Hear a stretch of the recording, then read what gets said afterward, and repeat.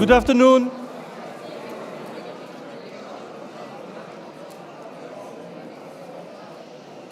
May I have your attention, please? So, good afternoon, and welcome to everyone who is joining us today in person, but also following us online. It is my great pleasure and honor to welcome you today here at the headquarters of Football Club Barcelona, also in the context of the Business Immersion Week, to our conference, Learning from Leaders. We have two exceptional leaders today that we welcome here. Firstly, Serge Michel, award-winning journalist. He was the former reporter at large for newspaper Le Monde and the co-founder of Heidi.news. Serge is a brilliant communicator. He's also a driving force behind the future of journalism. Our second leader and guest speaker that we will have today is Mr. André Hoffman, a philanthropist, an environmentalist, a nature lover.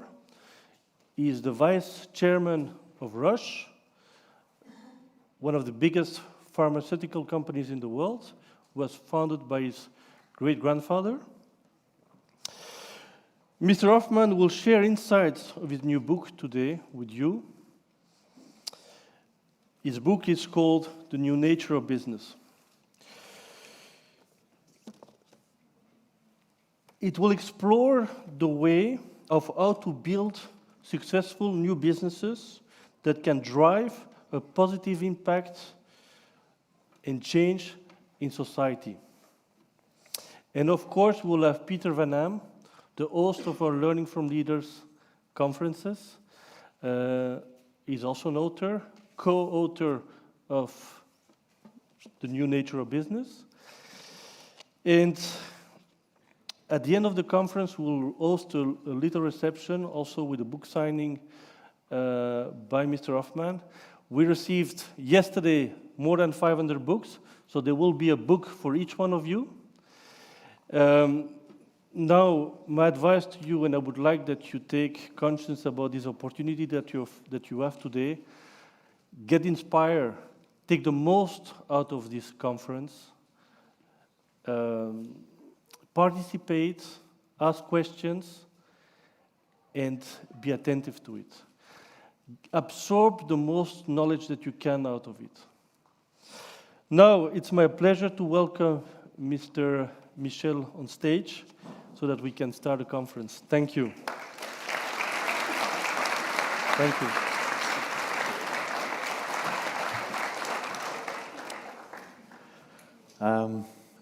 My mic works. Does the image, can it be my computer? Yes, thank you very much. So, thank you very much for coming, so many of you. I'm going to tell a bit about myself and about journalism, which is what I've done all my life. And I start with the day I came out of high school in Switzerland, in a small and foggy town. The foggy town, you can have a look here. It looks nice, but my house was actually under the cloud. So, when I came out of the high school, I sent a letter to 20 newspapers. These were all the newspapers that were around my area, Geneva Lake area. And I was telling them I would travel to Eastern Europe, Middle East, Africa, and I was offering them to send them articles from these places. I was 19 years old, and I was trying my luck.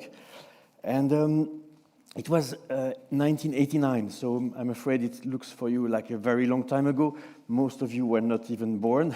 But it was a time, it was the year the Berlin Wall fell down. It was a time when the Swiss people were still very hard readers of newspapers. So you had these 20 newspapers just around me. And I remember preparing the envelopes and putting stamps on them and sending the proposal to these papers. And 2 of them said yes, and that was just the beginning of my career as a journalist. 35 years later, more than half of these 20 papers have either closed, merged, disappeared. So, and that's why 5 years ago, I had a good position at Le Monde in Paris. I was the deputy director, and I renounced this position, and I came back to Switzerland in order to create a new media, because I thought media is needed in my home area. So this media is Heidi.news, which I give you just the homepage now. And why Heidi? Heidi, because not because of the small girl with the nice hair. It's because HD means for us high definition. And you know, Swiss people are very, they work with precision on watches and clocks. And I thought they could also work with precision on information, interviews, investigation, fact-checking. So it's, we wanted to do precision journalism. And the good thing when you create a media is that you can choose your topics and your people. So I hired a bunch of young journalists specialized in science, nature, health, environment. And 6 months after the creation, there was this pandemic, COVID-19, and my team happened to be like the best possible team to cover this amazing event and this moment. So we produced the news, we produced the reportage, analysis, fact-checking. We even infiltrated a group of conspiracy theorists. That's the leader of the group of the conspiracy theorists. They believed that the COVID was a creation of the World Economic Forum, the Davos Forum, that has its headquarters in Geneva. And that one day in Geneva, the people there in this forum decided, yes, let's create the COVID-19 so we can, after that, control the world population with this virus. So we gained many readers with this pandemic and the team I had. And soon we were bought by another newspaper. It's called Le Temps. And Le Temps had just been itself saved by a foundation that has bought the Le Temps, and they bought us as well. That became more complicated. You know, when you have a startup and then suddenly you find yourself in a large organization, in a larger organization, you lose some agility. And Le Temps had big challenges, needed to reinvent itself. It takes a lot of time and money, so it was not that easy for us, but still, we celebrated this year, the 5th anniversary, and for that we decided to launch an investigation called Let's Look for Happy Journalists. Because for some reason, some people think that journalists are not happy people. So this is the booklet that is there. It's a magazine that we have published a few months ago. And, you know, the media is said to be dying. Everybody counts the nails on the coffin, the social networks, the fake news, the platforms that are eating advertising away from the newspapers, like Google, Facebook, the news fatigue. I think maybe you know that. You have enough of this constant flux of news coming to you. The censorship sometimes, and the evaporation of like people not willing to pay anymore to get information, and so on. So we selected 12 media around the world, and these are, I don't know if it's big enough, but this is the map of the world, and we selected 12 media, and what we found was really astonishing. The first one is Axios. I don't know if you know Axios. I just took a piece from them that was published today. And Axios in Greek means important. And this media organize all its content and the way they write about what matters. And this is voilà. So, you know, journalism sometimes is like long stories with many paragraphs, and maybe people get tired of reading these stories. So Axios does that. They do a first paragraph with the news. NVIDIA on Wednesday afternoon projected strong demand for its product. Then second paragraph, why it matters. So then you know why you read the story. And then the big picture, they give some more context. And then they proceed by bullet points instead of long paragraphs. And I think it's very interesting. It's a very interesting way to present information because you, business students, you are used to bullet points in presentation and things. So why, when you read the paper, should you read like long pieces that you don't really know where is the important information? So that's one way to do it. The second way is quite the opposite. It's Tortoise. It's a media in Britain, tortoise, like the animal, and they only produce long reads. They call it slow journalism. Maybe you have heard about slow food, like a way, the opposite of fast food. Slow food is like, you know what you eat, you know who has produced it, and so on. So they call it slow journalism, and they produce, I think, only 5 stories a day, and they go deep into the stories. What I want to say is that journalism, maybe you're not aware of it because you see large networks like CNN, Fox News, etc. But it remains in many cases craftsmanship. It's like something you do with your hands. And technology is needed, of course. And technology will change many things. We'll come back to that. But also, sometimes it's low-tech, and low-tech works as well. This is an example of a media in Africa that is only available on WhatsApp, but not like a short message, but like a PDF with a normal magazine, but on WhatsApp. And it's a guy in 2020 who created it alone and then had some friends joining. And now it's the most widely distributed newspaper in Africa. It's made in South Africa, in Joburg.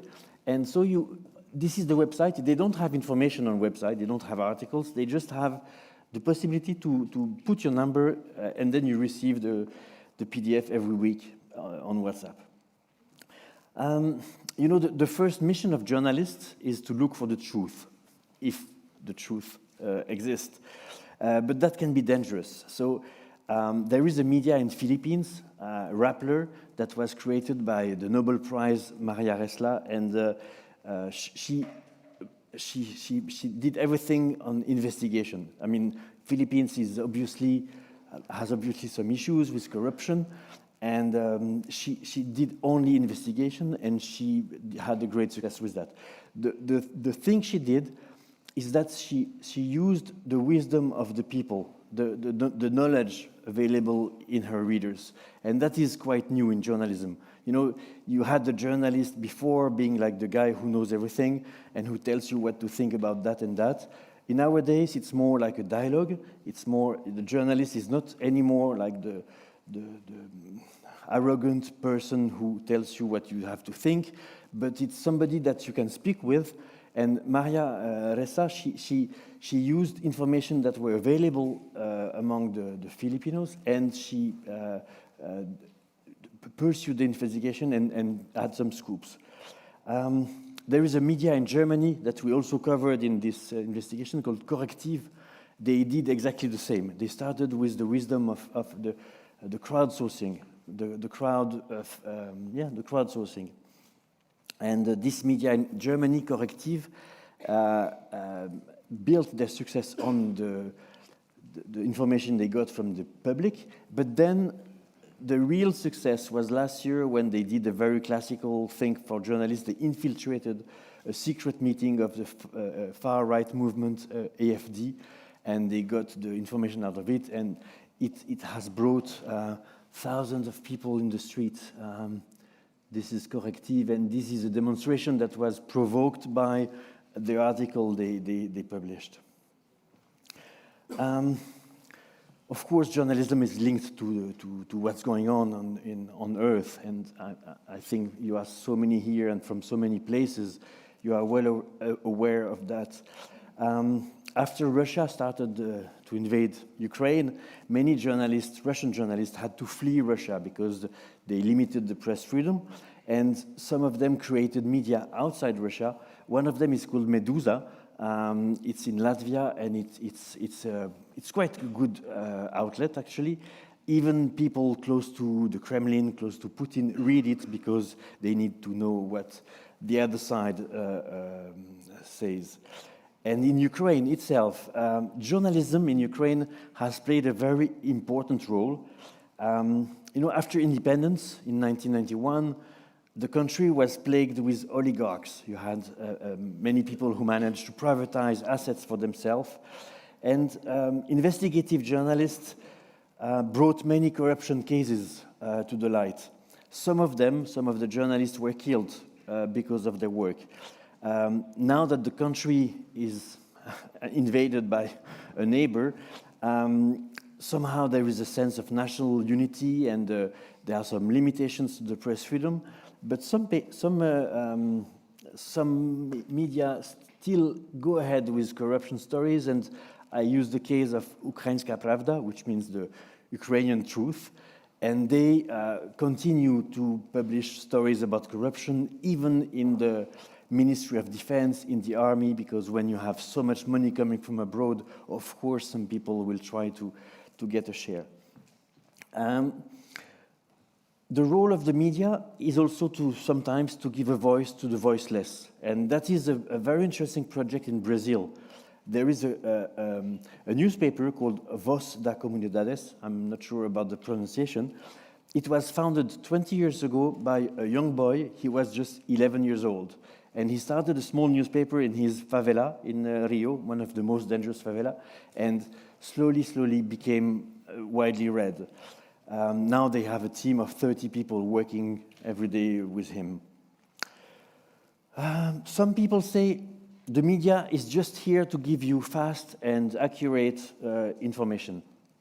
Some other media have higher ambitions, and that is the case of a media in, let's say, Israel and Palestine, because this is called 972, and it's 972 is like the phone code for Israel and Palestine. You can have both, and this media has more than just news. They have a program, they have an agenda, and they have a line. They want the peace in the Middle East, which is probably something very difficult to achieve. But they employ both Palestinian and Israeli journalists, and they also get a lot of information from their audience. They published a few scoops recently, and they have shaken the destiny of this. But they have not yet achieved peace.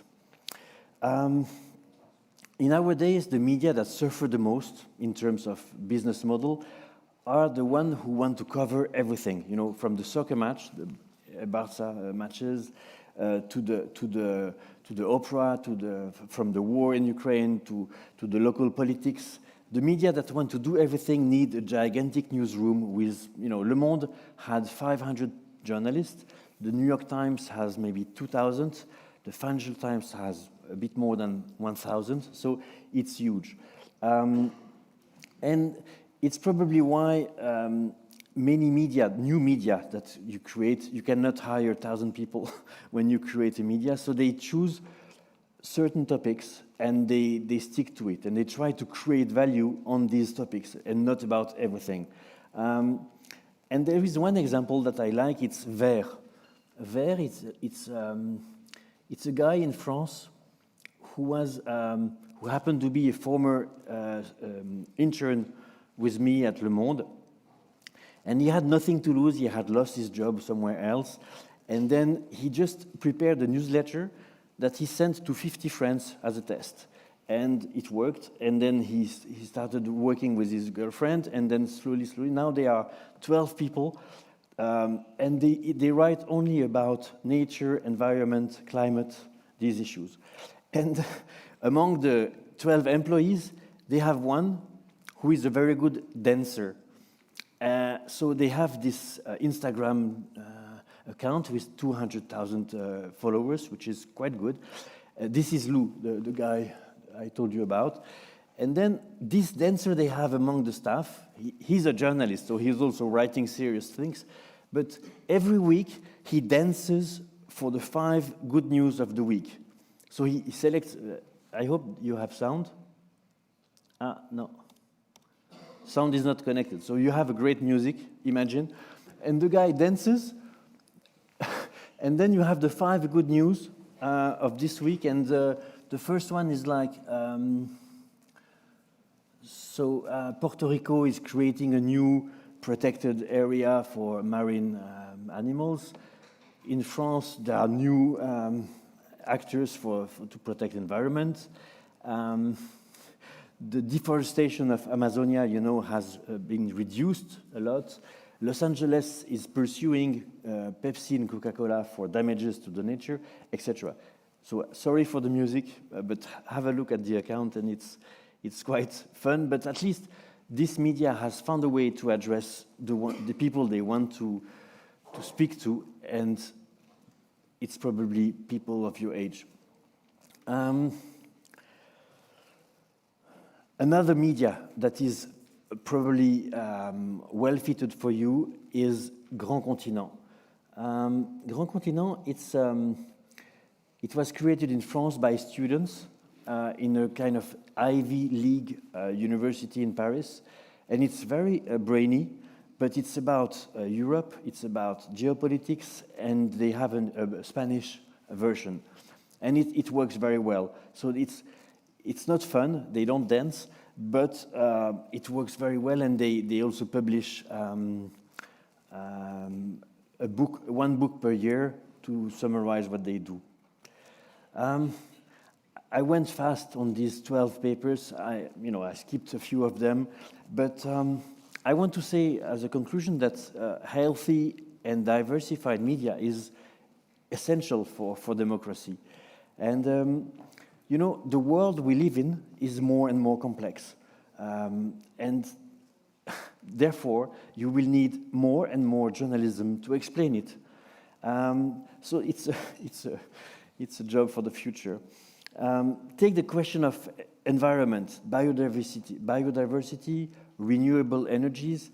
All these things are the object of a scientific consensus. I mean, the scientists agree that what's going on, but many people still believe that it's political. And just take this gap between the consensus from scientists and the opinion of many people, then you understand that there is a lot of work for journalists to fill the gap. And that's a bit what we try to do in Heidi.news. I can't go too deep into the examples, but for example, in Switzerland, half of the farmers will be retired in a few years. And so who will take over? Who will go to the farms and work? Their sons and daughters, most of them wanted to live in cities and to study like you do. And so who will feed the country? So for that, about that question, we ran about 12 episodes. Like we worked 6 months on that, and we went to see all the possible aspects of this question. Even the question of how, if you are willing to become a farmer and you don't have parents who are farmers, how can you get access to the land? And it's very difficult. There are many rules that probably have to be changed. Another example is an investigation about Ozempic. You know this drug? It's a drug that was developed for diabetes and for overweight people, but many people, of course, use it just to lose a few kilos. And so we use the work of a Turkish journalist that's an artistic work, but it's not related to each topic. And the journalist spent 6 months interviewing every single scientist who has developed the drugs, the molecule GLP-1 that was the base for Ozempic. And the 2 companies that produce it, it's a Danish one, Novo Nordisk, and an American one, Eli Lilly. They are worth now 500 billion and 600 billion, respectively. So it's really in the pharmaceutical world like an amazing achievement for these two companies. And of course, they don't produce enough. I think they cover only 4% of the market in America. So you can imagine the potential for these drugs. So we spent 6 months investigating this Ozempic issue, and this is what we do. A third and last example is it's about energy. You know, in Switzerland, electricity is provided by large companies that like lead the market and decide the price and everything. And there is a guy who said, why, you know, you can produce your own energy as a citizen. You can have solar panels on the roof, and okay, that's a possibility. But then he said, why not to do it at the city level, even the small villages? And so you will have more panels, wind turbine and everything. And so he tried to change the model and to challenge the large companies with city-based energy companies. So we went to Denmark, we went to Germany, we went to France to see what works in this field, and of course in Switzerland. And it's a slow revolution, but as a journalist, you always have to be aware of like the weak signals, you know, something that beeps but not very loud, and then suddenly this small sound could become the future. So this is part of the job. Thank you very much.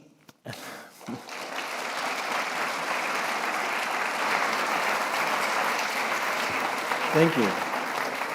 Thank you, and I hope you want to join me now on stage for a short conversation. Thank you so much, Serge.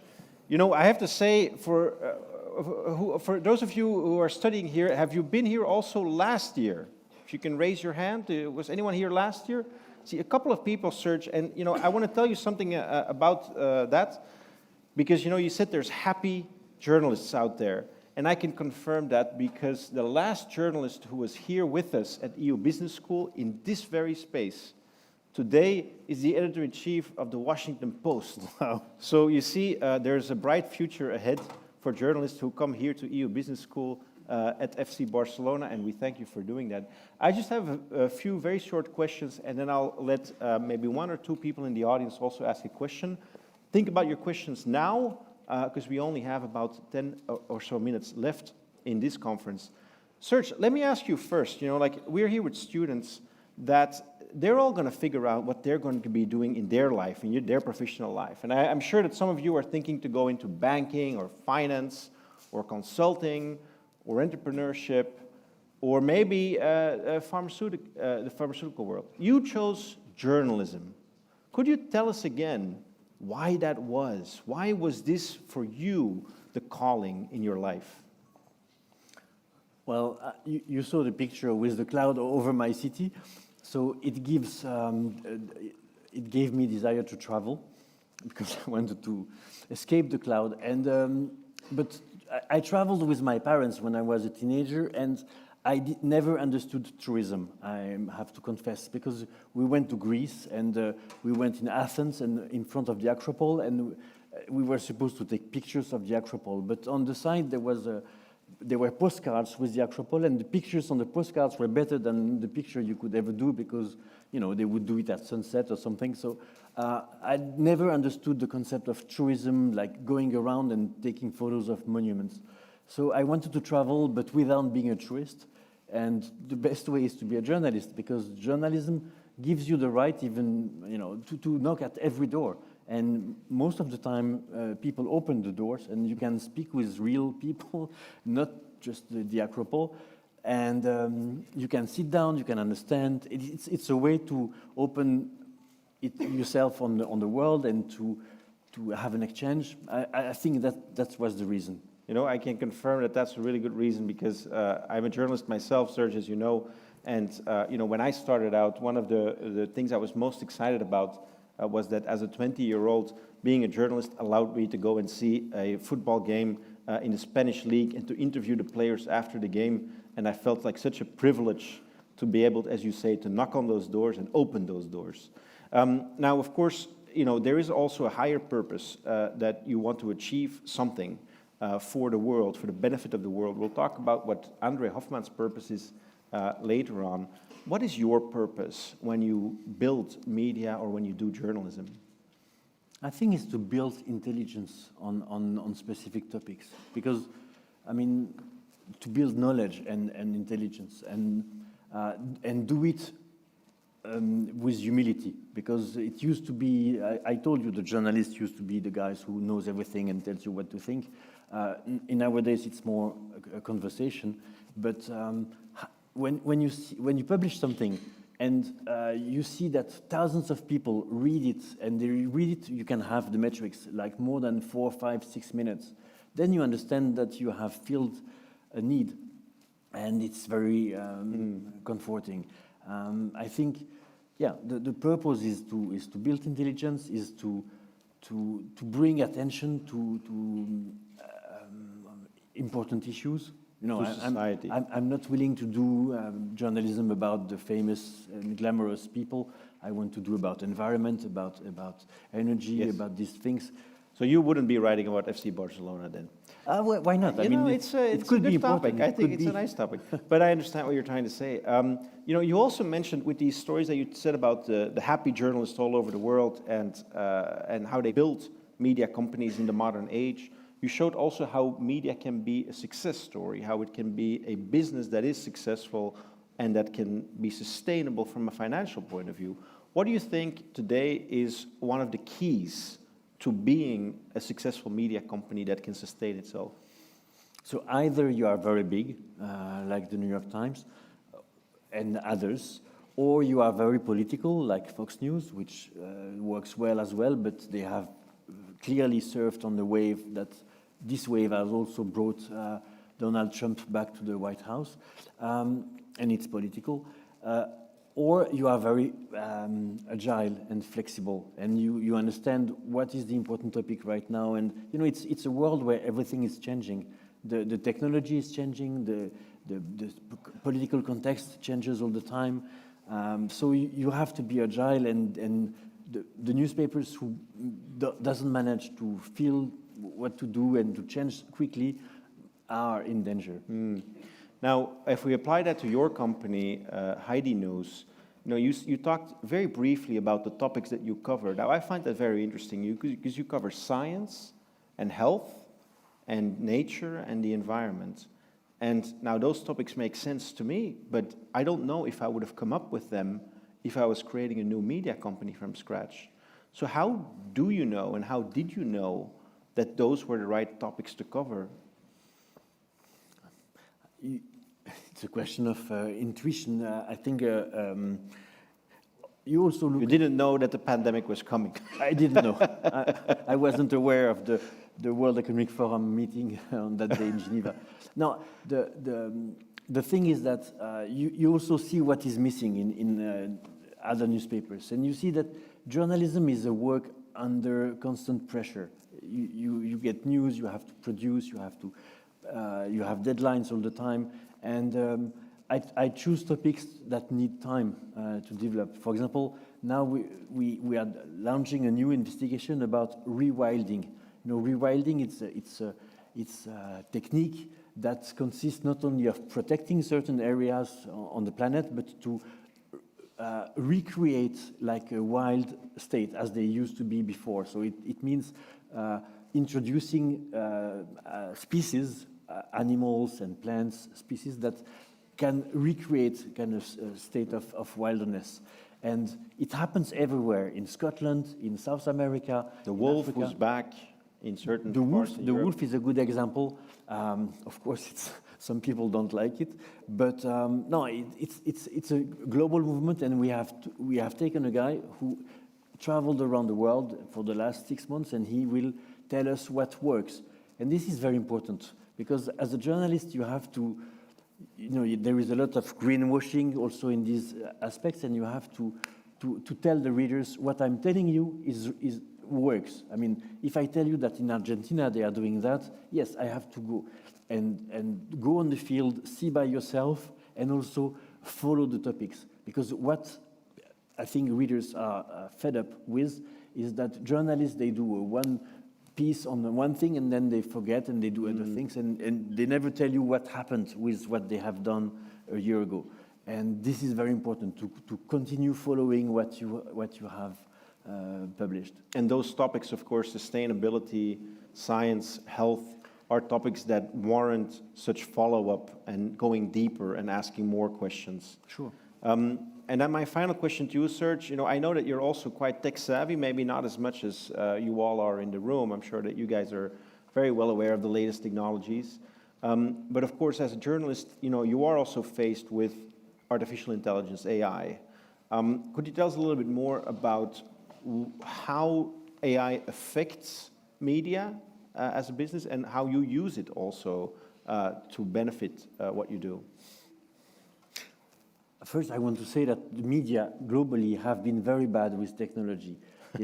When you think that Google was created by two guys on an American campus and not by a newspaper, I mean, search engine, the search is the essence of journalism, and the journalists, the media were not, they were taken by surprise by internet and by all these things. So the media have, I think, in their essence, difficulties to adapt to technology. But still now and I know Amazon will always do a better technology than even a great newspaper. So it's very difficult for media to be on the edge of technology.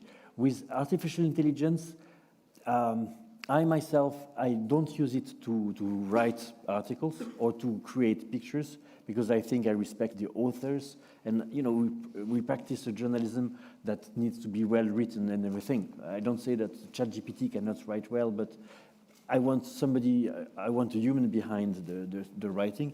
But we use it a lot for translation, for sorting a lot of massive volumes of data. When you get data, for example, like tons of the Excel files, and you want to extract what is interesting, yes, artificial intelligence is a great thing. And we also use it to summarize some articles.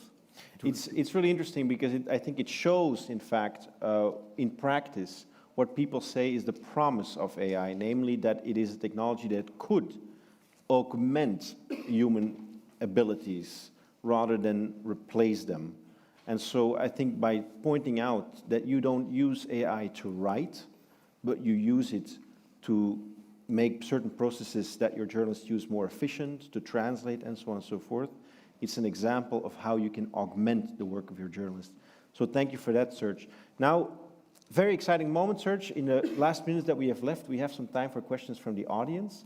We can take two, I think. So if you want to raise your hand, now's your chance. One there and one right here. And then we'll go, and you'll get more chances later on in the chat with André. But let's go there first. Tell us who you are, what your question is, and then here as well. Hi, thanks so much for joining us today. You want to stand up? Okay, cool. My question is just, what your name? Oh, my name is Luke from South Africa. My question is just, what do you make of the rise of informal media, like X and Reddit, for example, where people can just publish their own takes and their own twist to the news? Do you see it as a positive thing, because there's different perspectives, perhaps a rise in journalism, or do you see it as a negative because of fake news? Excellent. Thank you. It's a very good question. Thank you. No, I think sure.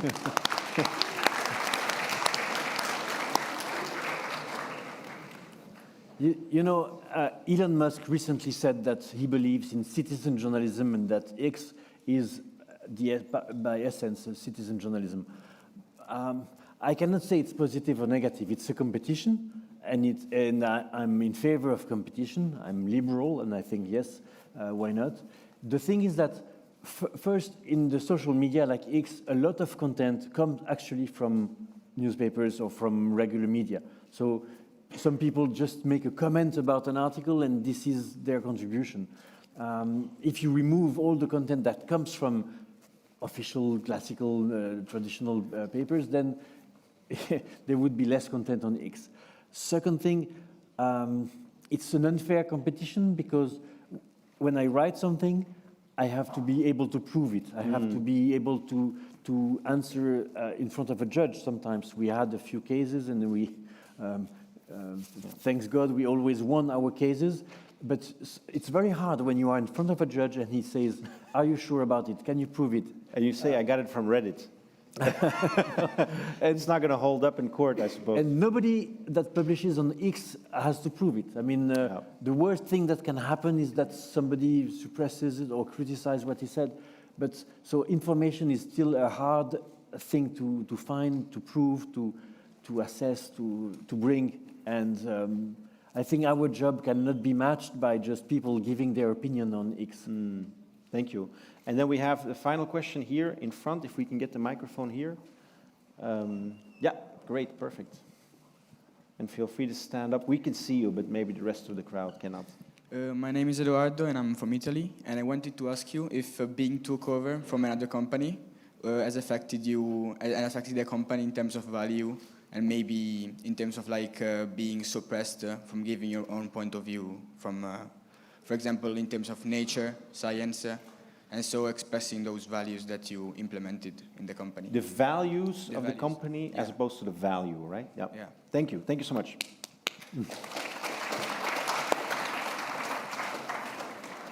I think a company needs values. I mean, cynicism is not good for nobody. So yes, I assume these values, and I defend them. But I understand that some people would not agree.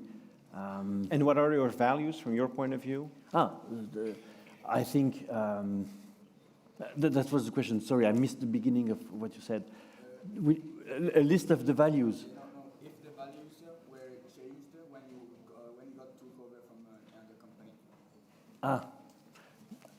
Yeah, sure. So when the company was bought by another media company, did the values change? A larger company, different culture?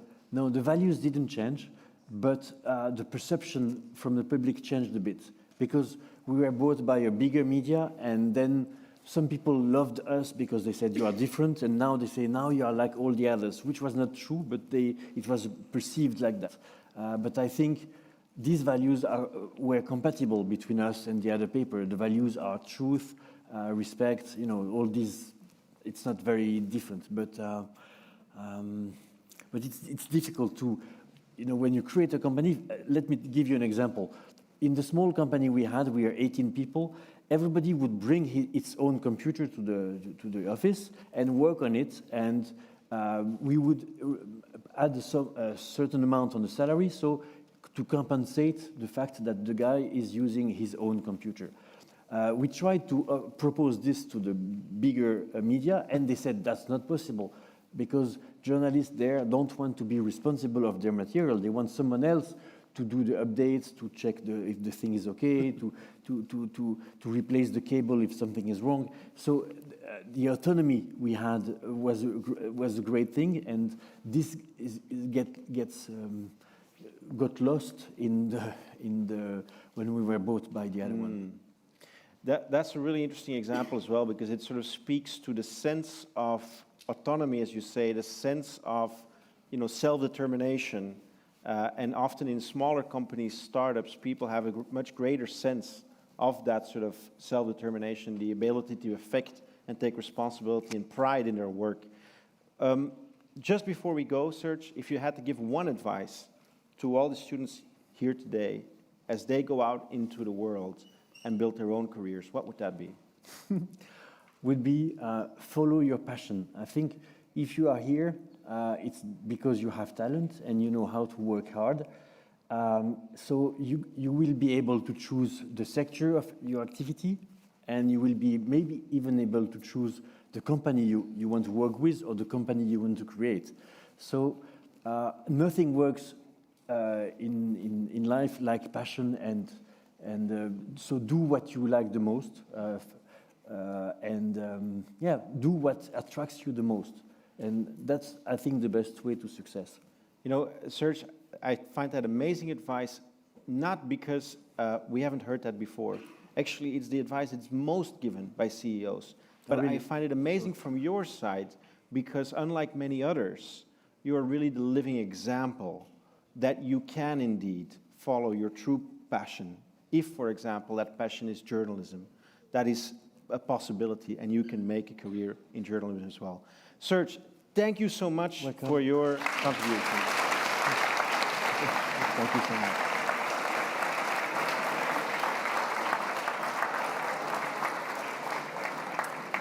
Thank you. And I hope you all enjoyed that by the applause that we heard. I think that it was the case.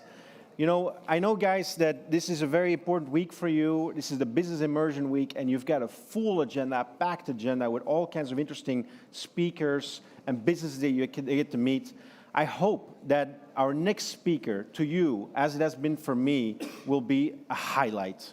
I would like to welcome to the stage now André Hoffman, the Vice Chairman of Roche and the co-author of my book.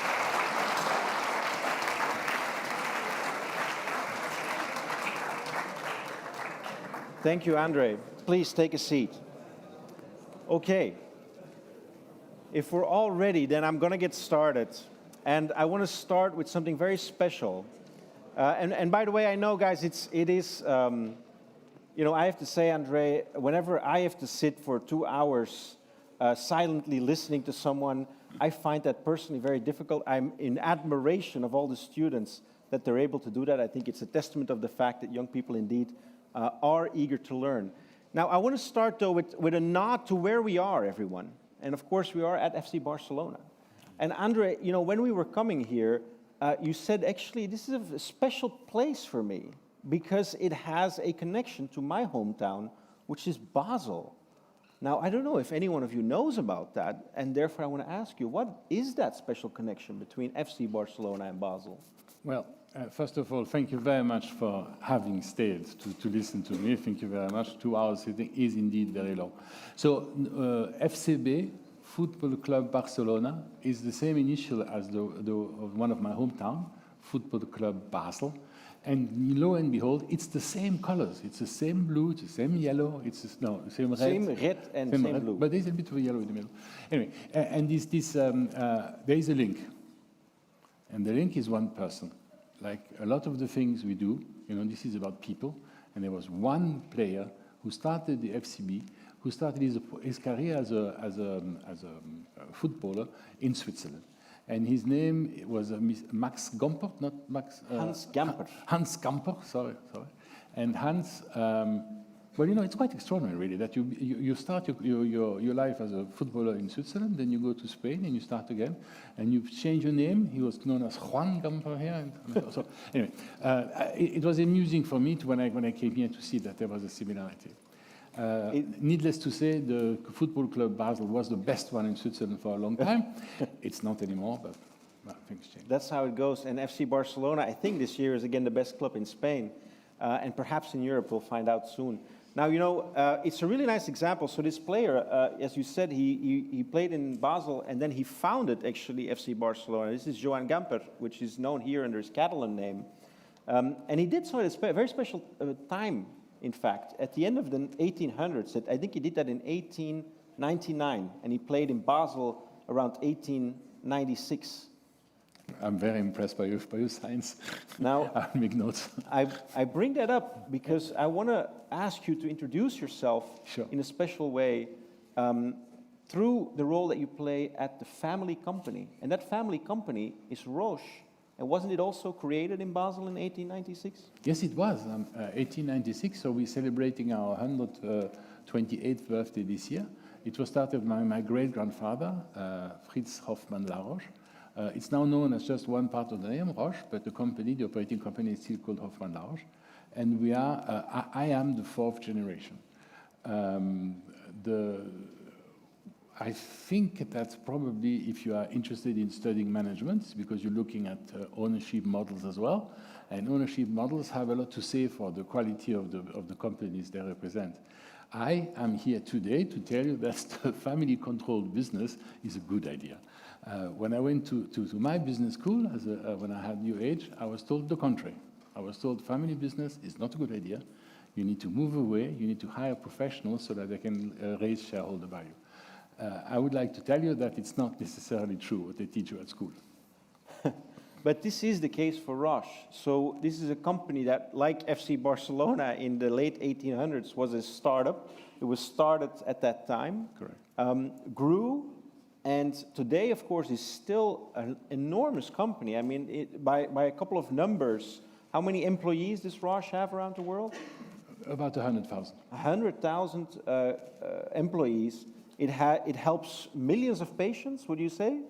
So last year, 123 million people have taken our drugs. Not all of them have been cured, but a lot of them have, and that's something we're very proud of. And then, obviously, there's also the financial aspect of it. It has been financially sustainable for 125 years, and it's a rather large company by any measurement. It's sort of a company that has a couple of $100 billion Swiss francs in revenues. Is that more or less correct? 56 billion last year. Yeah, which is a number that is hard to fathom for any of us, I think. Now, including for me, I have to say. Now, we talked earlier with Serge about his purpose and why he did what he did and why he did that at a media company. If we were to talk about you and your company, what would you say is the purpose of that family company, and why are you so excited about that? So one of the reasons why Peter and I wrote this book that you see on the screen behind us is because there is a way of making sure that we can continue to create the value that is needed for humanity, this sustainable prosperity, if we stick to a couple of principles. One of the principles, and it's a difficult one to communicate, and perhaps I shouldn't start with that, but I will, companies are not run for profit. They're not run for a loss either. But the purpose of a company is not just to make money. In the case of Roche, quite clearly, and earlier on, we identified our purpose as helping the patient. So we have written that down. Our purpose that we repeat at every one of our meetings, and that is on top of our letterhead, and that is the one we try to use on a constant basis, is doing today what the patient needs next.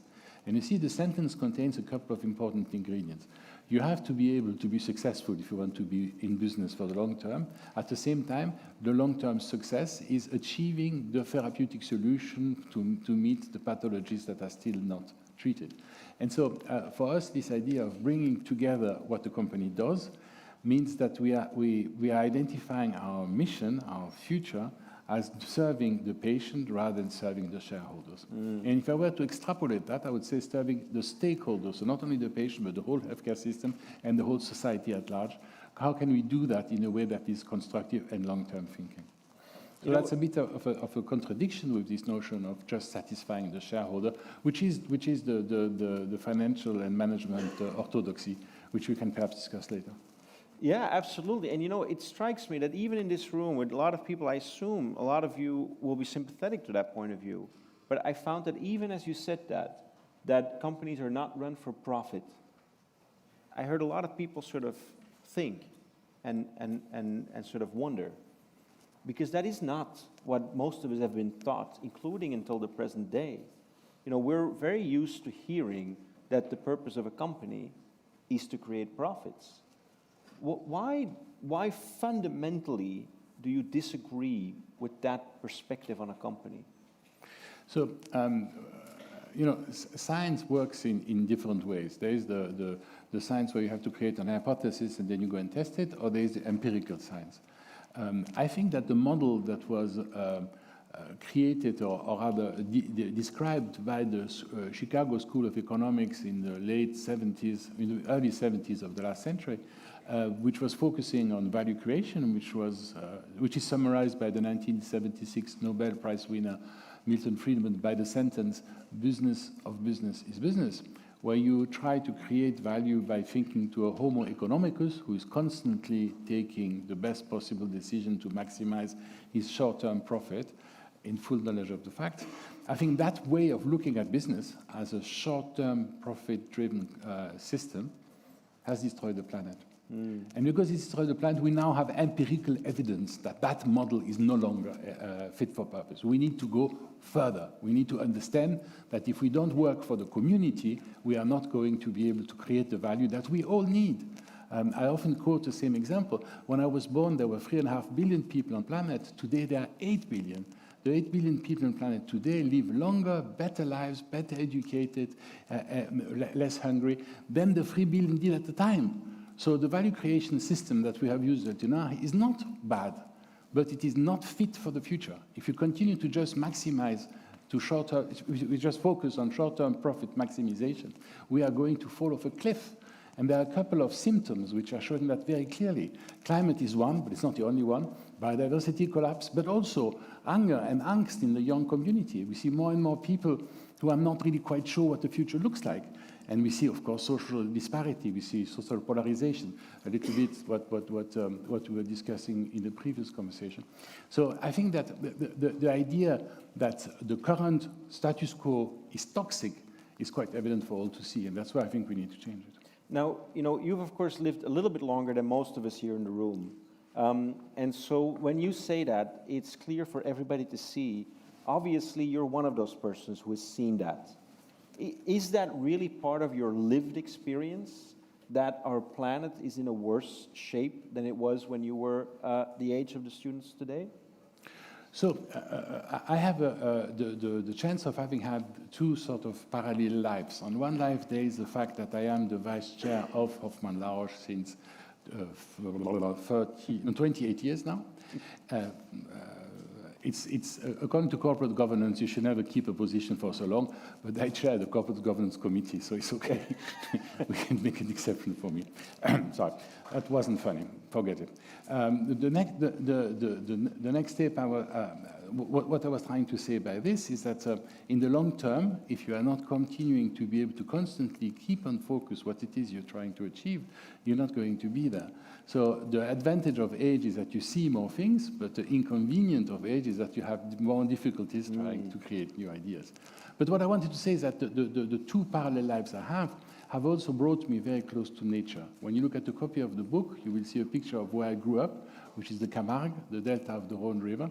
And my father was a zoologist and was one of the founding members of WWF, the panda. And WWF does produce quite regularly population studies on wildlife, on nature. And there you can really see, for somebody like me, I was for 20 years on the board of WWF International as well. And if you compare the data coming from nature, and if you compare the data coming from nature on a recurrent basis, we are on a really rapid disappearing trend. So economists, and I'm sure you've studied that into your macroeconomic class, talk a lot about the shifting bottom line. The fact that the bottom becomes more and more the reference point, and that whenever we look at it, we say, oh, it's not so bad because it's only a bit lower than last year. But I saw the bottom line here, and so to see the difference between this over the last 60 years has been a real shock. So to answer your question in 2 sentences, nature is being depleted faster than it can serve us. Yeah, that is worrying. And I think we've heard that message, of course, also on another but related topic, which is climate. And a couple of years ago, when I think most of you were in high school, you had this movement for the climate from then high school students. Now, that was a movement that I think had a lot of impact, but that also maybe worried a lot of people. People sort of felt afraid or not hopeful about the future. How, through your actions, through the things that you were able to affect at Roche or at other companies, how were you able to sort of take that concern, that worry that you have, and channel it into actions that make you feel much better? So since 1973 and the publication of the Limits to Growth report produced by the MIT on the work of the Club of Rome, we know that the status quo is decreased. I'm sorry.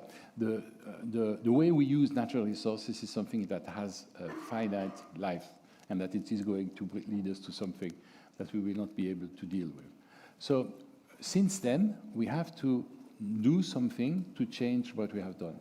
And humanity has gone through troughs, peaks and troughs, peaks and troughs. Sometimes we are extraordinarily motivated, like Greta Thunberg, the example you just mentioned, and then we go again into complete indifference. And with the election in the US, we now know that the majority of humanity, or at least the majority of Americans, do not really care about this. And that's, of course, a real blow, because we know that the situation hasn't changed. The framework conditions are the same, and nothing moves. So we need to recognize the fact that this is not just the problems of other jurisdictions or the problem of other people, it's our individual problem. So I've decided that I want to be able to do something to bring about the awareness that the current model is not fit for purpose. So I write a book. We manage the company for the long term. So I chair the sustainability committee at the company. We have put together elements of measuring the impact we're having. We're trying to manage our impact just as much as we manage our financials.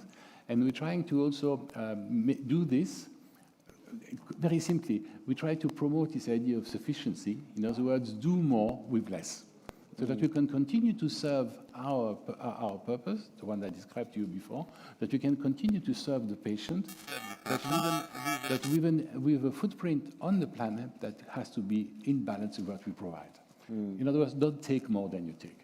Sorry, don't take more than you have.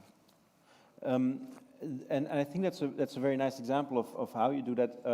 You know, we also looked inside the company, you know, some specific actions that we're taking. And one very striking one I found was the company's decision a number of years back, where you had a choice being confronted with, let's say, an harm that the company had done to the environment a number of decades ago. You know, Roche, like so many other companies, at some point in time, dumped its waste into the River Rhine, which is the largest, or one of the largest rivers in Europe, and thereby polluted the river and also the environment around it. And as that became more and more clear that that was really problematic, you had to sort of take a decision. And that decision was, we either look at our legal responsibility and we do the minimum what's required to stay within the rules of the law, or we do what we do what we preach, which is to look at this bigger picture of don't take more than what's available, and certainly don't take away anything from future generations. Walk us through what you did next and how that played out. So the origin of a lot of industrial success in the center of Europe has to do with big rivers. Basel is on the side of the Rhine River, and like a lot of other chemical companies along the Rhine, from the German side, from the French side, but also from the Swiss side, we used, 2 centuries ago, we used the river as a natural outflow of all the toxic products we were using. Very often, and I'm not saying that in order to seek for excuses, but very often we did not realize what was happening.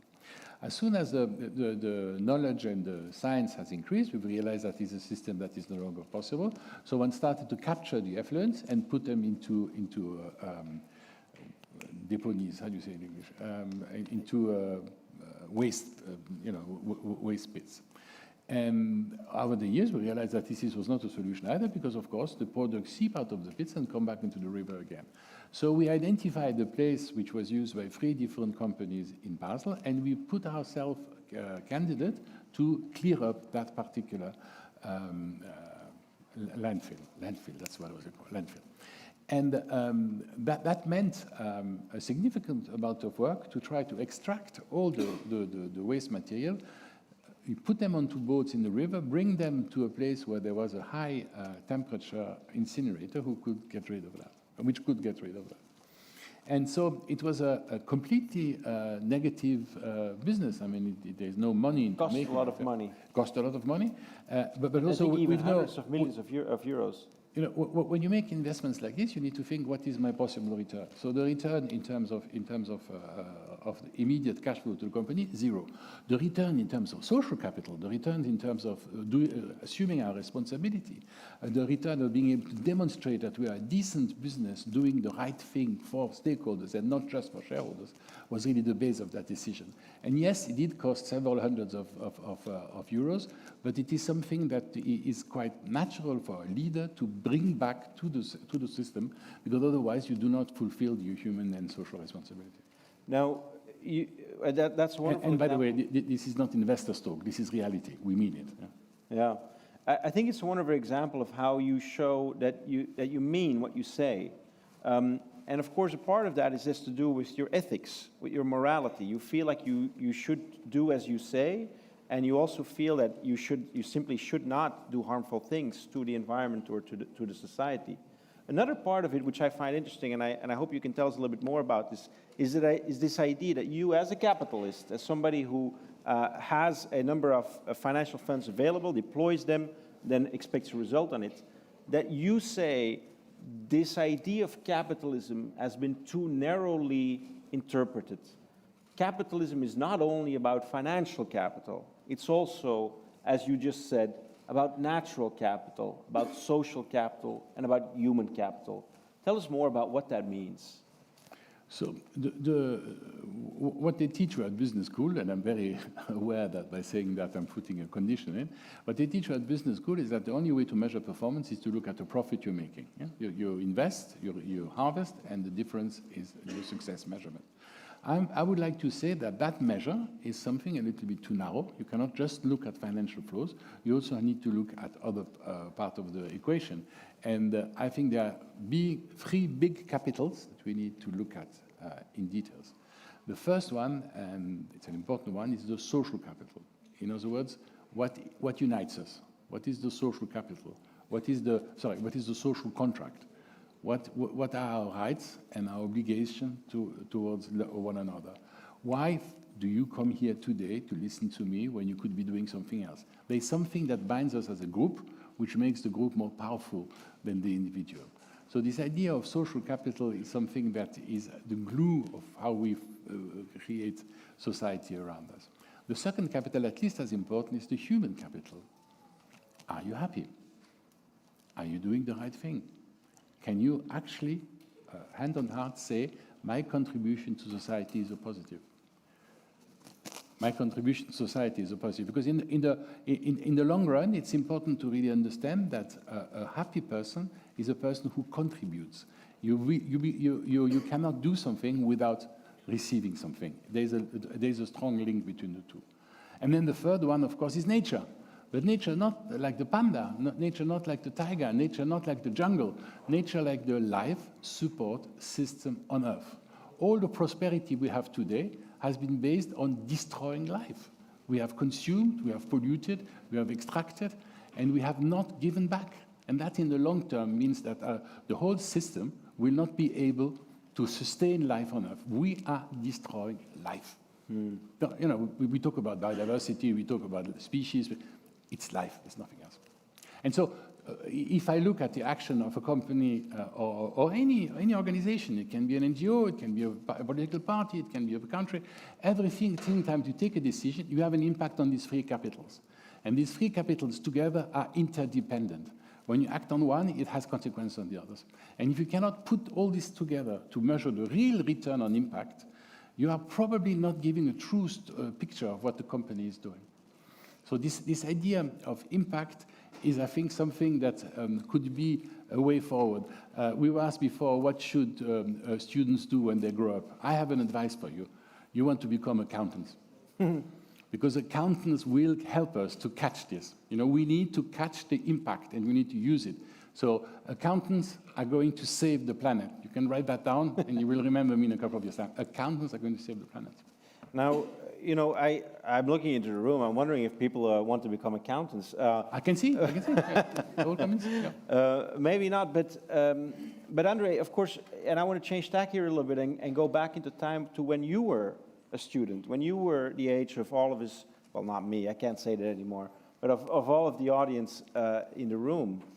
You know, tell us about what the choices were that you made at that time. Were you already sort of convinced, I want to be a steward of this company and create natural capital and social capital? Or were you doing things that everybody else was doing, which is to say, you know, having a good student life and wanting to make a lot of money on in your career? So I can start with a personal story, and then perhaps we can go to more general lines. But I left university before finishing my first degree, and I went to work in the financial markets in the UK. I was a stockbroker for 6 years. And there I was really very much taught about this business of, you have to buy cheap, sell high, and, make sure that you always churn your business, make sure that you always find new customers, and everything that mattered was the margin you were making. You're in a trading room with about half of this number here, and everybody shouts at each other all the time, high testosterone, macho. We only know that from the movies now, but it was a reality at the time. Oh, it was worse. But anyway, that's not the point. So after that, I realized that I needed a bit more of a background, a little bit more of a theoretical understanding.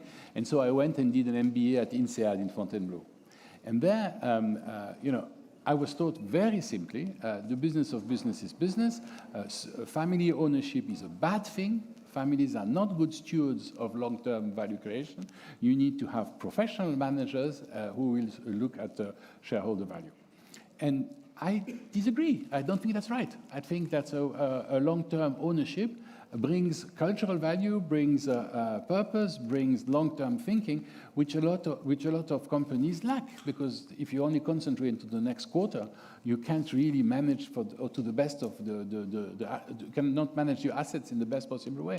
So I started arguing with people at business school, and that was for me personally a very aha moment. Suddenly I realized, yes, I'm not like the others, but that's a strength. It's not a weakness.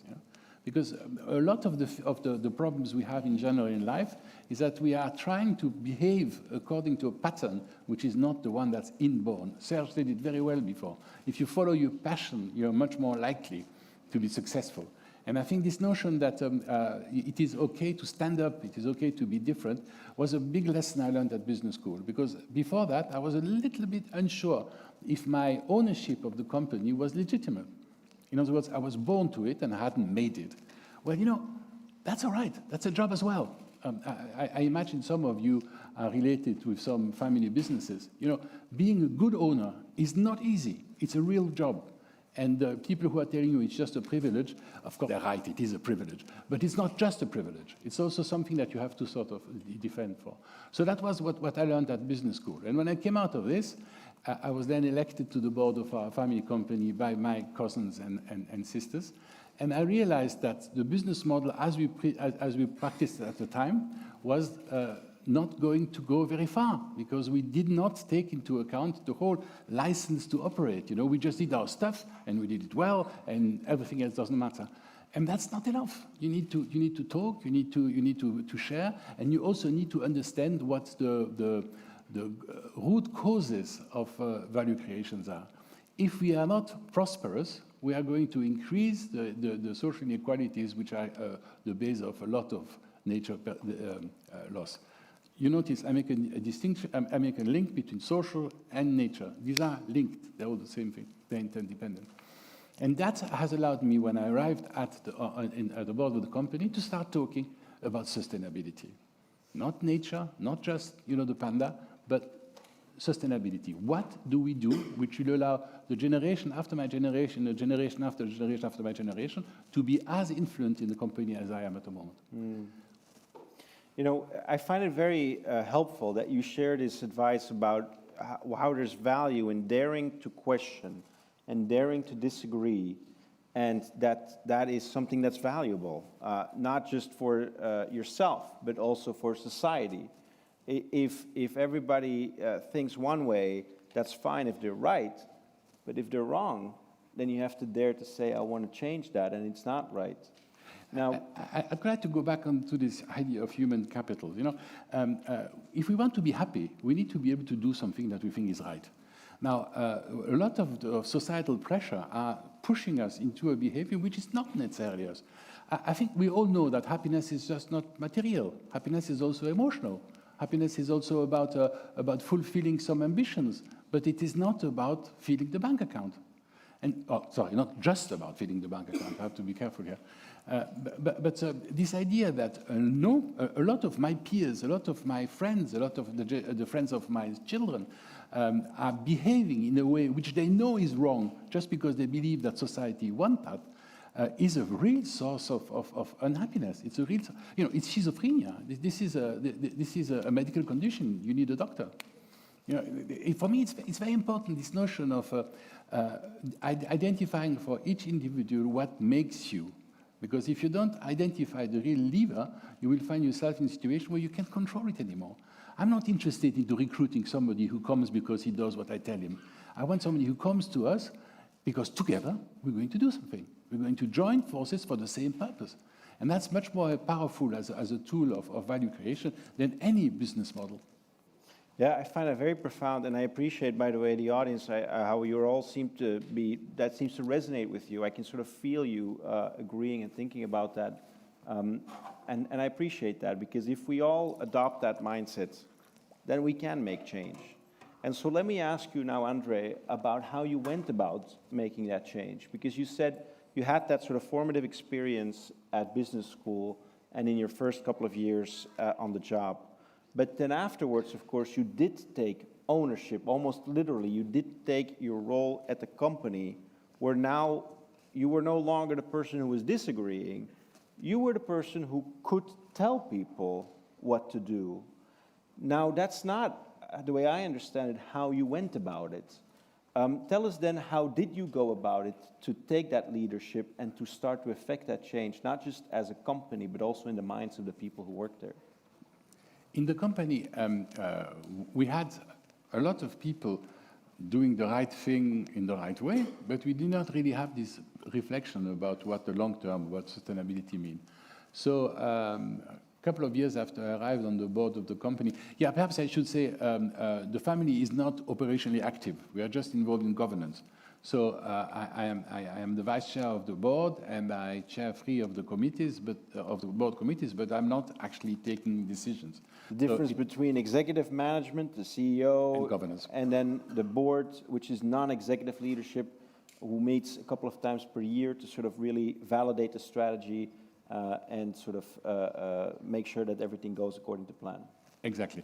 And in that role, I realized that having an influence on 100,000 people, at the time we were a little bit less, but anyway, we were quite big already, could not just happen by me standing on the soapbox and saying, we have to now think about nature. I think it needed some gradual appreciation and gradual bottom-up approach to the issue. So we created a committee which was called the Sustainability Committee. And the Sustainability Committee, at the beginning, was just sort of looking at what was happening in the company, just trying to get a status quo, and was trying also to demonstrate the materiality of nature to the way we did business. And that signal to the team showed that, the owner likes nature. Okay, bit reductive, bit very looking at it by the small end, but okay. So people started initiatives to demonstrate that they would agree with us. So suddenly, some nesting boxes starting to appear on buildings. So suddenly, some people stopped cutting the grass every day so that there's a bit of biodiversity. So there were a couple of small examples. And when we were able, some years ago, to come up with our conservation strategy, to our sustainability strategy, it was really rooted very deeply onto a lot of small initiatives that led us to the big top. And I think that's how you can influence people, by making sure that each individual at each specific level comes forward with some nature-promoting opportunities. Now, I don't want you to believe that nature is the Amazon. Nature is all of us all the time. We have this conversation about CO2. We are going to diminish CO2 to save the climate. We are organic chemistry. We are carbon. Each individual, humans, but also animals, elephants, whales, attract and need carbon. So the idea of saying we are only going to save the planet by planting trees is a gross simplification. It's much more complicated than that. And so that's what I liked about this initiative of the committee, is that it allowed a lot of initiatives to flourish. And collectively, they give us, I think, a quite strong base onto which we are going to be carbon zero. I mean, not neutral, but we will produce no carbon by 2040. And I think we do not have been able to do that if we hadn't had this absolute belief by everybody. When you said you've now been on the board of the company for almost 30 years, which by all measures is more than most of the students have been alive. I wish you would stop making that point. But what I'm trying to get at then is that, obviously at some point, you know, you will say, now I feel like I've accomplished what I could accomplish in my career, and I'm now going to hand over to the next generation. When do you feel that moment will be? What is it that you want to accomplish, and what do you want your legacy to be? You know, it's not about one person. This is about the system. You know, this idea that we have to look at planetary boundaries, that we are not going to be able to grow in the same way over the next decade or the next century compared to what we've done in the past. I think everybody knows it now. You know, talking in the desert is wonderful because your voice carries far, but nobody listens. So when you are in a group like we are today, I will only be able to convince people if they already have made half of the journey. And I see that happening more and more. You know, around the place, I can see that people have realized that nature is not inaccessible. Nature is something that needs to be valued. One of the things we talk about in the book is how we can put nature onto the balance sheet. Because we will not protect nature, i.e. life, i.e. the planet, if we do not put a certain price to it. So again, my point about accountants, but I've made that point already. The idea, what I would like to remember is that people think that we are not living just as a dominant species in a system that has no boundaries. We are constrained by planetary boundaries, and there is a limit to what we can do if we take more than we have. At some stage, we will be lacking, and that's not positive for the long term. So if I have one single thing I would like to remember, it's this notion of, nature. Do you need feel, to save nature. because, you know, we see, as you said, sort of ups and downs in sort of the way that humanity as a whole, but also the business system and also society works towards a better future. Are there some signs? Can you talk about some things that you see now or that you see on the horizon that give you that sort of idea that, yes, this is something that we'll achieve and will make significant progress? On the horizon, I see the American elections, which are not going the right way. On the horizon, I see the two COPs we just had, the COPs for biodiversity and the COP for climate. The COP of climate is closing down today. I have no idea what is coming out of it. All the noise I heard are not very good. But what I could see is that business in general is waking up. You know, because how do we... It's a complex system. How do we influence the system? We need a couple of agents which are willing to push a little bit harder.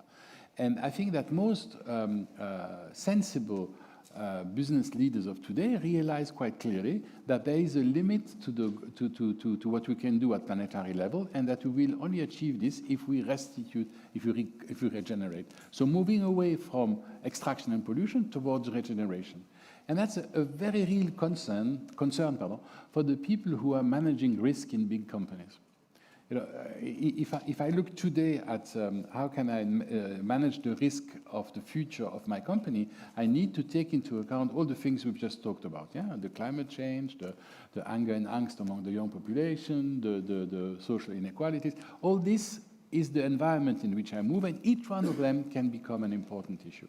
If you look at France, for instance, it was announced today that there are 3 villages in France, where insurance companies are no longer going to insure the risk. So you can see the thinking process of the future is because difficult. The risk of disaster... Of risk of flooding, yeah. Flooding is too high. In the region behind Nîmes. And I mean, in California, it's already the case since a decade. You know, you can't insure a house on the shore. So this idea of risk is, I think, a very important one, and I think we're all interested in risk and in risk management. That is something where you can see that things have changed, and we need to take that into account when we take our decisions. Yeah. I want to make sure there's some room for questions from the audience, and so I'll turn to the audience next, and so I'll just ask, so think about your questions, and I'll just ask you the same question that I asked Serge earlier on, my closing question to you, André, which is, if you were to give advice to all of us here today about what it is that we should do as we go and build our lives and our careers, what would you say is your advice? Well, I've said it at least 10 times already, so I'm not going to talk about accounting. I think we should look at what it is that we can do at individual level. We spoke about the schizophrenia before.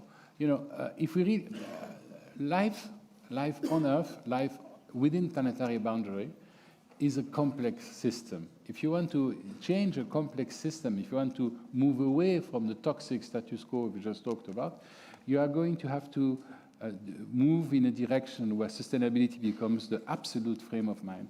And you cannot leave that decision to somebody else. You cannot delegate this. This is a problem for each one of you. Each one of you should every day think sustainability and do something about it. Now, it can be helping the old lady to cross the street. It can be not eating mangoes in winter. It can be all sorts of different things. But there has to be some sort of realization that that is the right thing to do. And if you don't do it because it's a cost, you do it because it's an opportunity. You can actually make yourself happier by being sustainable. And I think that's what the advice I would give. Excellent. Well, thank you so much, André, for this advice.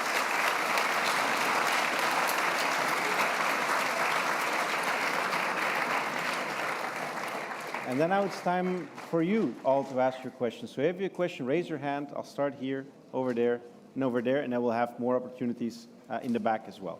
So I got this person over there, and over there. Hello, my name is Karim, and honestly, I searched up your net worth, I'm gonna be honest, and I saw you have $7 billion. I want also $7 billion. I just want to ask for your advice. Thank you. Well, you shouldn't believe everything they say in the press. The newspaper is an interesting thing, but they're not always printing the truth. So 7 billion is a big number. I'm not going to discuss it. But what I'm trying to talk about here today, and I'm glad that the message sort of seemed to come through, is that the true value of money is not just into having too much of it, it's on having enough. You need to be able to get to a point where you have no frustrations left, but without having to sort of push a bit harder for this.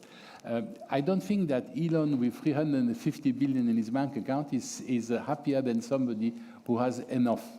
So this is this notion of sufficiency. How much do you need, and all the rest, why should it stay with you? This doesn't make much sense, does it? But no, it does.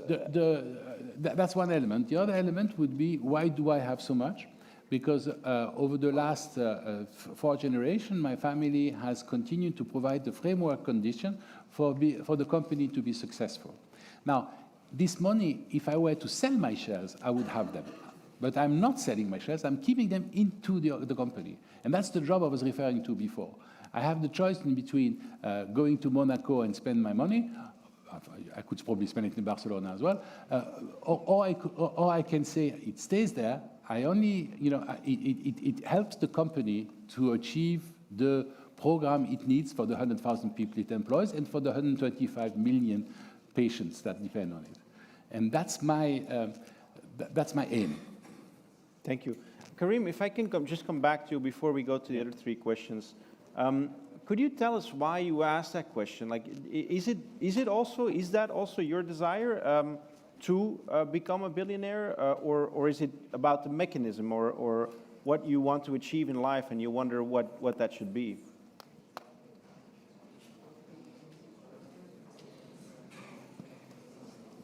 Sorry, I didn't hear you.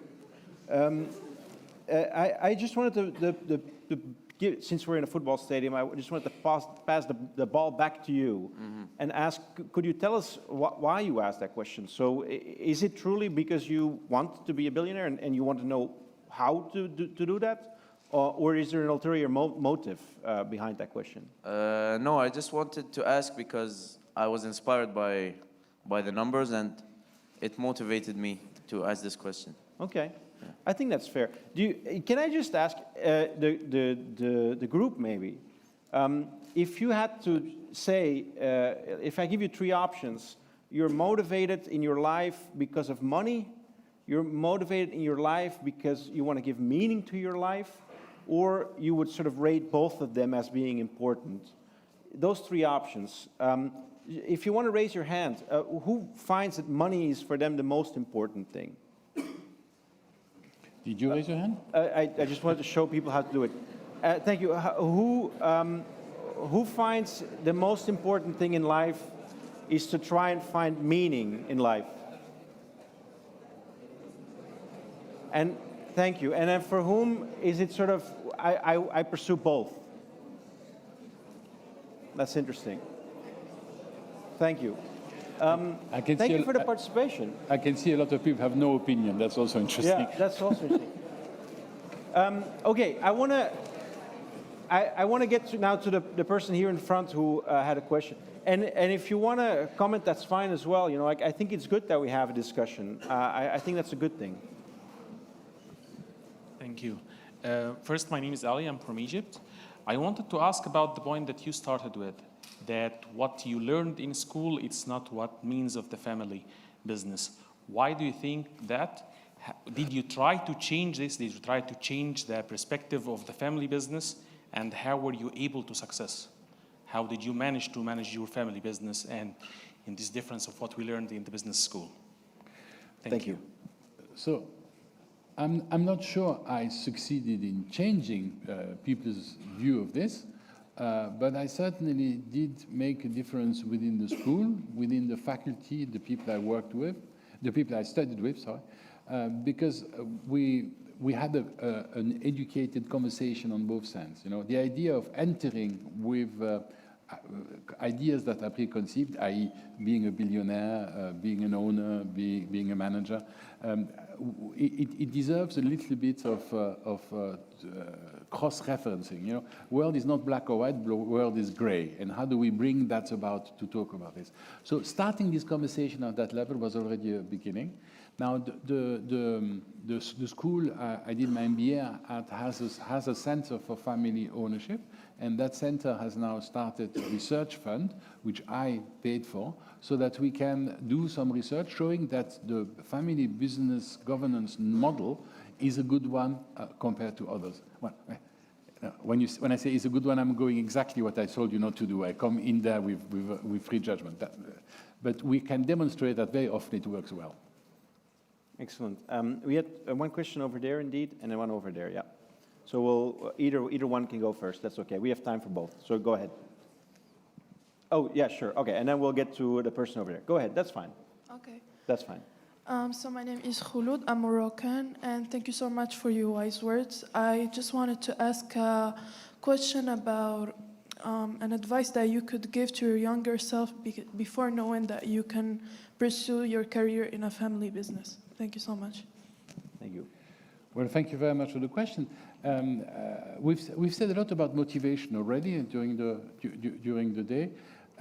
If you really want to make sure that you can have an impact onto what you're trying to achieve, and you know, we were talking about enough and success. For me, impact is what I'm after. I want to make sure that what I do makes a difference. Makes a difference not only to me, but to the people around me. This is not because I want to rule the world. It's just because I think that not being listened to is a frustration, and frustration is not good for mental health. So my advice would be dare to be yourself earlier, because it's difficult to stand up. You know, one likes to conform. I like to be part of the group. So when I arrived at business school and I happened to be an owner and the others were not, you have to sort of dilute the broth a bit, otherwise it doesn't really stick. And I think that's, you know, I'm now 67. I could have probably come to that conclusion earlier. But you're too young to get there. I mean, you know, it's a question of being able to look at yourself in the mirror every morning and knowing that you've done the right thing. Because, you know, this common sense, we all have it. We know what's right. We know what's wrong. We know that the world is not going well. So we should do something about it. The sooner the better. Some people call it the courage of your conviction. And you know, I find that very valuable that you say that, André, because you know, you do have, by your own sort of reading of your situation, you do have a lot of privilege. And to know that even for you, it was not so easy to stand up for what you believe in, or to even find out what it was. and that you say, I wish I could have done that sooner, or I wish that the next generation can do that sooner. I think that that's a very encouraging message for all of us. We had a question from over there, and then I'm going to get finally to you.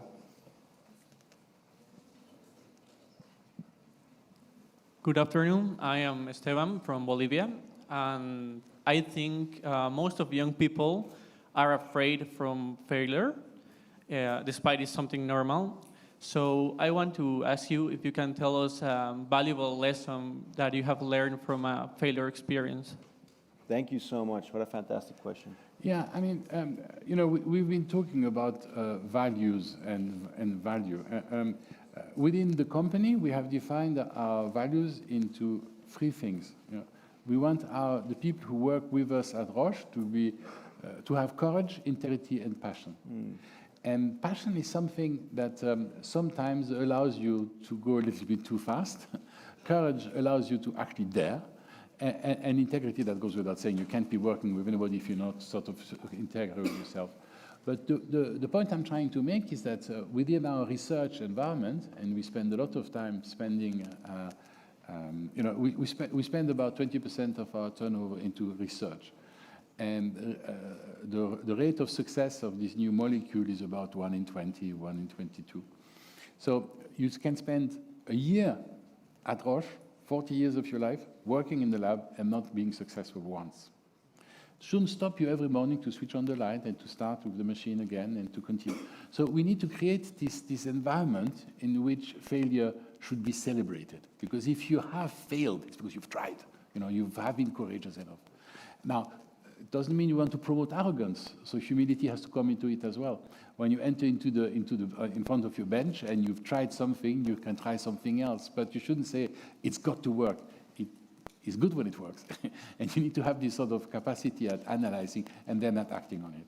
So I think if I were to summarize it, I would say humility and courage are the two things you really need.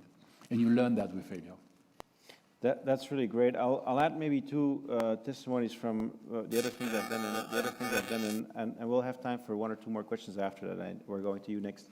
On a corporate, and I've seen you, thank you. On a corporate level, I also talked to a couple of other leaders, as you know. One of them is the former CEO of Heineken, and he said, you know, when we've done wrong as a company, if we failed as a company, then we have a framework to deal with that, which is summarized as 1, admit, 2, apologize, and 3, repair.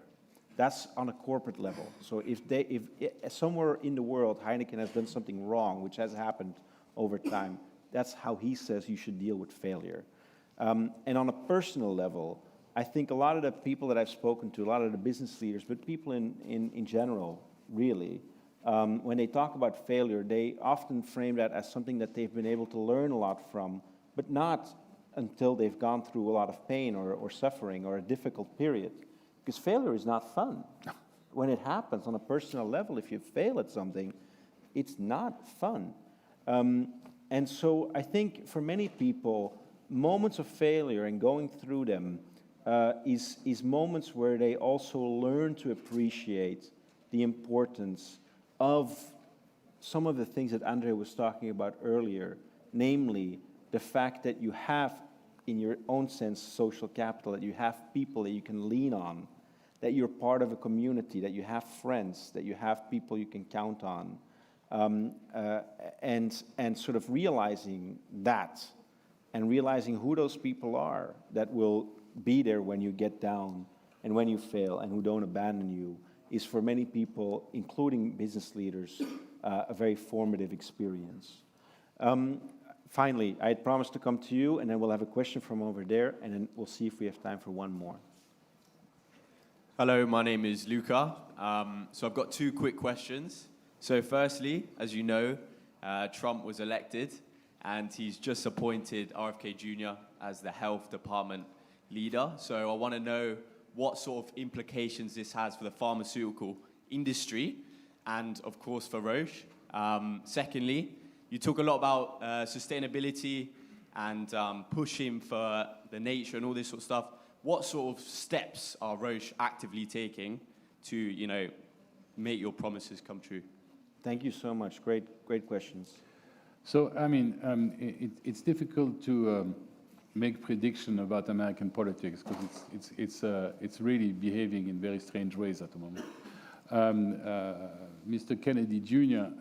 Has made a reputation as somebody who does not respect science and who, in particular, would like to provide more information so that each patient can have his own opinion.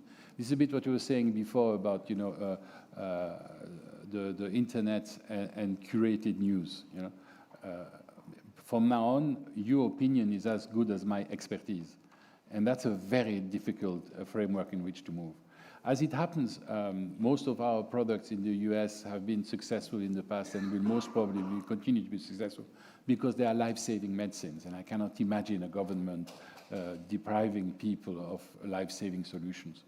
But the fact that we now are going to have to negotiate on every line of everything all the time, the fact that all agreements passed until now have been put into the bin because of a change of administration, is a worry. I mean, you know, I don't really know how it will evolve, but it is a worry.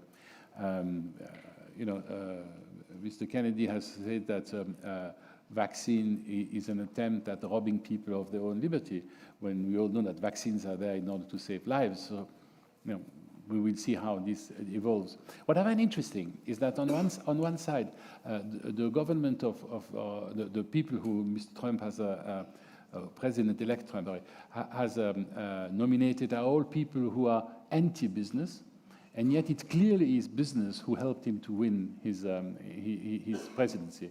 There is a contradiction there, which we will have to see playing out. I have a couple of more opinions about the Republicans, which can perhaps share offline, because I don't think that would be appropriate. You know, the other question, and maybe you can say just a few words about that, was about the steps you've taken at Roche to ensure that the sustainability ambitions come through. Yeah, so as I said before, we have set some climate goals, but I mean, that I think is now par for the course. We have a sustainability strategy, which we have built up, where sustainability is not just we talk about the steps we have done in the chain, it's right at the top at strategy level. The next 5 years have to be influenced by the way we use energy, the way we develop people, the way we help livelihoods in developing countries, the way we help healthcare systems, access to medicine in the broadest sense, price of medicine, conditions of obtention for medicine thanks to collaboration with insurance companies. I mean, there are a number of initiatives which collectively lead us to bring forward the sustainability platform of the company. And we have a sustainability report which is 70 pages long. If you have the time, have a look. There are a couple of very interesting little bits. It's not yet as cohesive as I would like it to be, but this is work in progress. You know, I'm going to come to the gentleman in the back for the last question. I'll just maybe add one thing from my experience. I got to know André, I don't know if you remember this, during the pandemic. We met online, virtually, and that was when I was still working at the World Economic Forum, and I was a part of our COVID task force to sort of respond and help with that response. And one of the things that I found interesting that André told me about at Roche, I'm sure you remember this André, was that the Roche diagnostics, which were very crucial in being able to identify COVID. You know, Roche makes a lot of the tests and also the machines that are able to process tests for COVID. You know, for Roche and other companies, you know, they made a choice at the time to not, at that point in time, pursue what would have been a viable commercial strategy, which is to say, to hike up the price of a limited good at that time to what the highest bidder would pay. That's what the market logic is. But instead, to try and, at that point in time, provide let's say, the public health goals primarily. And I've seen it at Roche, I've seen it at a couple of other companies in the pharmaceutical world that at that time made that choice. Some of the producers of the COVID vaccines made that choice as well. Johnson & Johnson, for example. AstraZeneca. They made those products part of their public health portfolio at that time, as opposed to the choice to say, well, we've only got X amount, we're going to sell them to the highest bidder, which would have surely optimized their profit, but which would have hurt, allegedly, their sustainability. Because the sustainability is that not only are you able to make a profit at a certain moment in time, but a couple of years later, you can be sure that the same stakeholders, when the circumstances have changed, will come back to you. And people have a long memory in that regard. If you prioritize short-term gains or indeed unsustainable options over the sustainable options, that hurts you in the long run. And if you don't, then that's also part of being truly sustainable. Would you agree? Absolutely, and you can add to this another component is that legislation is coming. You know, the fact that you are a good corporate citizen is something that corresponds to the values of our company. But it is also clear that the legislator, maybe not in the US for the next 4 years, but the legislator in general is coming closer and closer to the value creation process. And regulation is something that could bring everybody to behave in the same way. Final question from over there, and then I'm afraid it has already come to an end, but we will have a book signing after the event. Hello, my name is Zidan. I'm from Bangladesh, and I got 2 questions.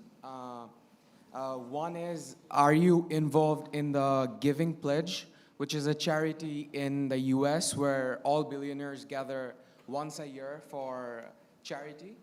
And the second one is, how can someone without high-level connections or generational wealth, despite offering value, build friendships with intellectually and financially accomplished individuals, especially outside major fields like renewable energy, pharmaceutical, or oil?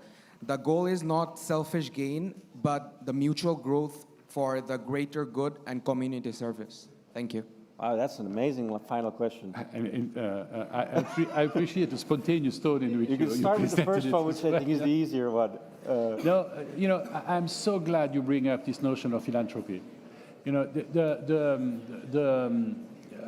the Giving Pledge, which is an initiative started by Warren Buffett and Bill Gates,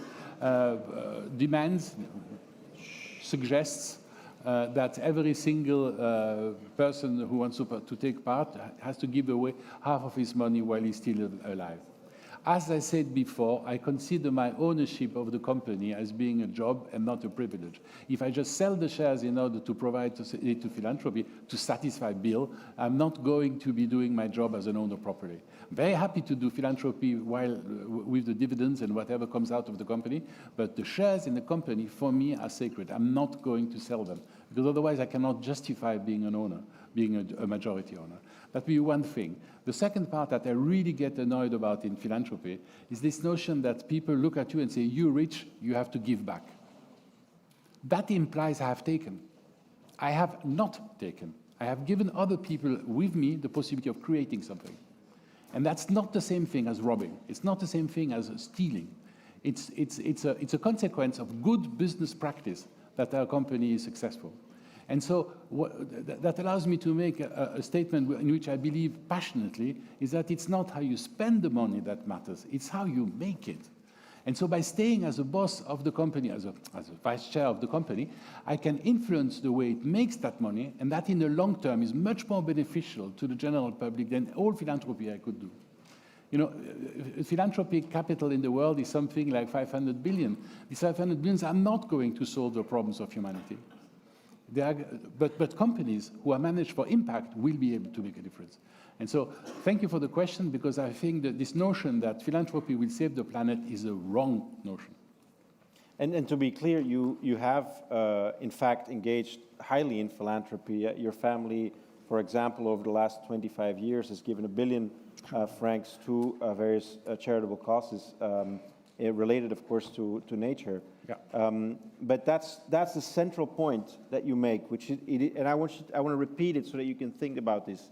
It's not about how you spend money, it's how you make money.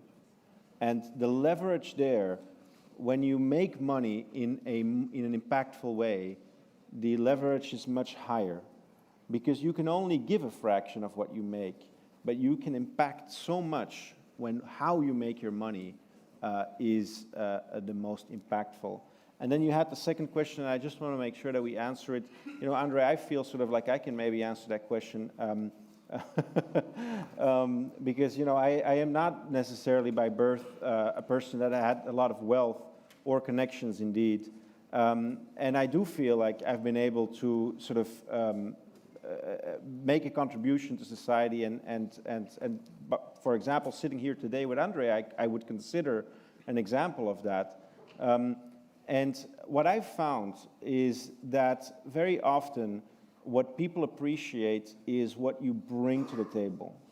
You know, we all have our experience, we all have our skills, our knowledge, our passion. And very often, even though we don't know that at first, those things that we bring to the table can be complementary with what people in very different circumstances have. And it can lead to very nice things. And I'll give you a very concrete example, just to make sure that you know I'm not just talking about this. But Andre and I, we have now interviewed each other here today, but we've also written a book together. And that was, I think, a perfect example of that. You know, I'm passionate about writing. I love that. That is my calling in life, to write.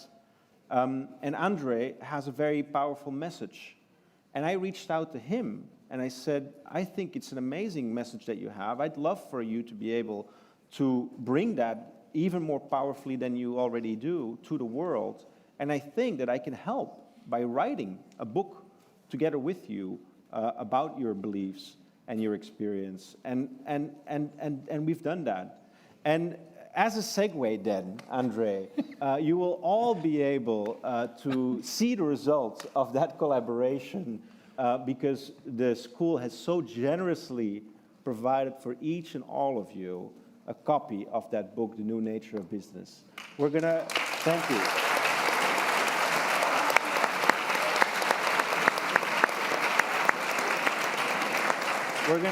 We're gonna end the conference here. I'm going to thank, and I'm going to ask you to thank once more time our speakers, André Hoffmann and Serge Michel, and we look forward to you having a drink with us, and if you want to have a signature from André or I, we will be happy to provide it. Thank you so much to all of you. Fantastic. Thank you. Good luck.